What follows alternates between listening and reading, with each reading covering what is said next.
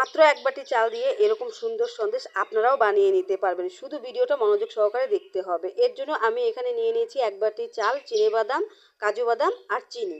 যতটা চাল হবে তার থেকে দ্বিগুণ হবে চিনি। অল্প কম দিলেও হবে, কোনো ব্যাপার না। এবার আমি চালটাকে ধুয়ে এরকম ঝরঝরা করে শুকিয়ে নিয়েছি। তো এদিকে উনুনে কড়াই গরম করে ঘি দিয়ে চালটাকে এবার আস্তে আস্তে নেড়ে চেড়ে লাল লাল করে ভেজে নেব।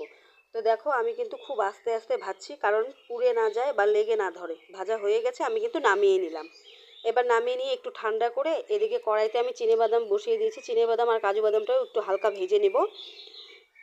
ভাজা হয়ে গেছে, আমি চলে এসেছি এবার শিলনোড়াতে বাটতে। আপনারা চাইলে মিক্সিতে করে নেবেন, মিক্সিতে করতে একটু সময়টা কম লাগবে, শিলনোড়াতে একটু বেশি লাগে, কারণ অনেকবার বাটতে হবে, একটু মিহি করেই বাটতে হবে।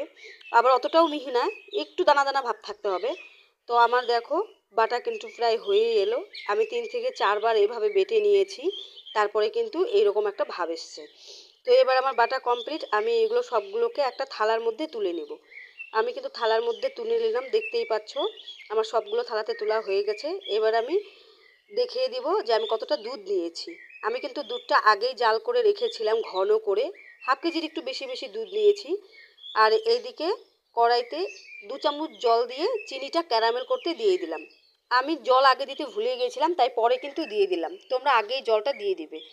তো এরকম হালকা তরলের মতো যখন হয়ে আসবে, তখন কিন্তু এখানে জাল দেওয়া দুধটা আস্তে আস্তে করে দিয়ে দিতে হবে। একবারেই সবগুলো দিয়ে দিলে উতলিয়ে কিন্তু পড়ে যাবে। তারপরে দিয়ে দিলাম আমি এলাচটা চিনি দিয়ে গুঁড়ো করে রেখেছিলাম সেটা। এবার আস্তে আস্তে চাল গুঁড়োগুলো দিয়ে দিব এখানে, দিয়ে ভালো করে নেড়ে চেড়ে এরকম আঠালো ভাব হয়ে আসবে, মানে পাক হয়ে গেছে, তখন কিন্তু নামিয়ে নিতে হবে। আমার পাকটা এসে গেছে, এবার আমি নামিয়ে একটু ঠান্ডা করতে দিয়ে দিব। আর যে পাত্রের মধ্যে আমি এটা রাখবো সেটা ধুয়ে ঠুয়ে ভালো করে একটু তেল মাখিয়ে উপরে একটা কাগজ পেতে নিলাম, কাগজটাতে একটু তেল মাখিয়ে নিলাম। এবার এগুলো সব দিয়ে দিব এখানে সন্দেশ বানানোর জন্য। এবার দিয়ে এখানে ভালো করে হাত দিয়ে থেপথেপে সমান করে নিব। আর একটু সাজানোর জন্য আমি কাজু কেটে রেখেছিলাম, সেটাই উপর দিয়ে ছড়িয়ে দিয়ে দিলাম। এটা ফ্রিজে রাখলে আধ ঘন্টা রাখলেই হয়ে যাবে, মানে 25 থেকে 30 মিনিট। আর আমি এমনিই রেখে দিব, তাই আমার 1 থেকে 1.5 ঘন্টা লেগেছিল। এবার 1.5 ঘন্টা পরে আমি এটাকে কাটিং করার জন্য চলে এসেছি। তো আমি কিন্তু দেখো থালাতে সুন্দর করে কাটিং করে নিচ্ছি নামিয়ে। তো এইভাবে কিন্তু আপনারাও করে নেবেন, দারুণ হয় খেতে। আমার কিন্তু কাটিং করা হয়ে গেছে। এবার আমি কতগুলো ছোট ছোট করে সন্দেশ করে নেব। এই দেখো ছোট করেও নিয়েছি।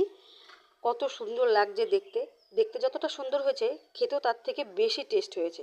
আমার ছেলে প্রথমে তো ভেবেছিল এই চালের সন্দেশ আমি খাবো না, এবার বলছে মা আরেকদিন বানিয়ে দাও। এরকম আপনাদের বাড়ির ছেলেমেয়েরাও বলবে।